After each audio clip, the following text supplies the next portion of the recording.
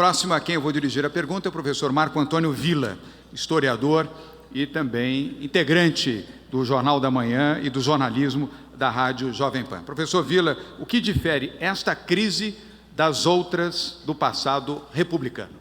Bem, boa noite. Para ser bem sucinto, porque historiador nem sempre é sucinto, né? A gente vai à Grécia para explicar o que está acontecendo hoje no Brasil. Então não vamos tão à antiguidade, vamos ser o mais objetivo possível.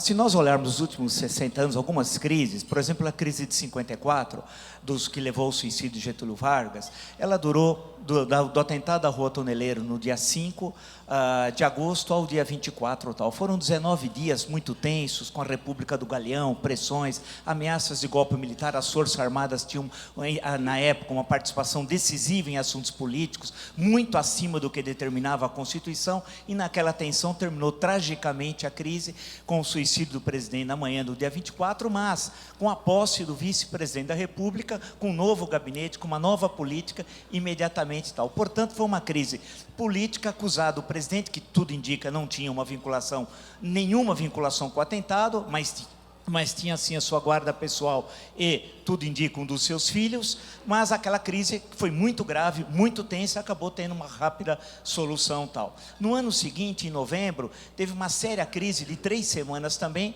que queria impedir a posse do presidente eleito. No mês anterior, em outubro de 1955, era o Juscelino Kubitschek, há muita tensão. O Brasil, no mês de novembro, tem 3 presidentes da República, começa com Café Filho, passa por Carlos Luz e termina com Nereu Ramos. Foi um período, um novembro meio boliviano da história brasileira, mas a crise acabou sendo resolvida rapidamente, mas também com a presença militar, que foi determinante para o início e para o final da crise. Em 61, se nós lembrarmos os episódios, e aí na esfera absolutamente pessoal, a renúncia do presidente Jânio Quadros a 25 de agosto, logo cedo, aquilo leva a um momento de enorme tensão política, quase que uma guerra civil, mas que acabou sendo resolvido 2 semanas depois, com a posse do presidente, agora como presidente da República, João Goulart, no dia 7 de setembro de 1961, mas também com enorme participação das Forças Armadas no momento de muita tensão. 3 anos depois, com também a participação das Forças Armadas, nós tivemos um momento, né, de tensão política no limite, né, que leva à queda do presidente, e a 11 de abril a eleição pelo Congresso Nacional para completar o mandato de João Goulart, que depois foi descumprido por Castelo Branco, que traiu a palavra, né, inclusive seu próprio discurso, mas era só para acabar o cumprimento do mandato, mas se resolveu em cerca de 2 semanas. O impeachment, depois, saltando para 92, os episódios que levaram à abertura do processo de impeachment, porque o impeachment nunca ocorreu, vale lembrar, o presidente renunciou, ele não foi empechado da presidência em dezembro de 1992, mas a abertura do processo do dia 29 de setembro, autorizado pela Câmara, também foi um processo, na prática, que durou 3 meses, fundamentalmente. Foi ali, por volta de junho, que fica claro que poderia ser aberto o processo de impeachment, e aquilo foi resolvido no final do mês de setembro. Quando o presidente foi afastado, na prática, dificilmente ele voltaria à presidência da República tal, né? O Senado exerceu seu papel constitucional como tribunal, tal qual dispõe a Constituição, e no dia 29 de dezembro ele renunciou e tomou posse como presidente efetivo Itamar Franco. Portanto, foram soluções rápidas. Agora, e para concluir, nós vivemos uma situação muito mais complexa, né? O PT não é o PRN, né?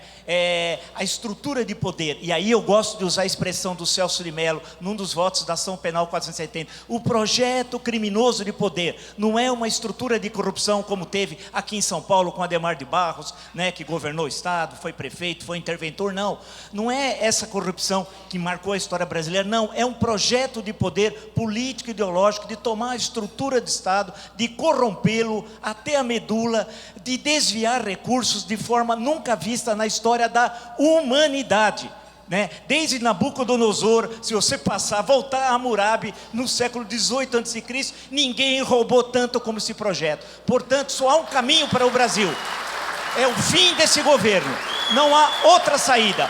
Manter esse governo, ele vai destruir, ou o Brasil acaba constitucionalmente com esse governo, porque nós gostamos da Constituição, quem não gosta da Constituição é quem faz o mensalão e o petrolão, esses odeiam a lei, e a Constituição, né? A questão que se coloca é o seguinte: esse governo não dá mais. Quanto mais rapidamente ele sair, melhor para o país. E aí resta 3 caminhos.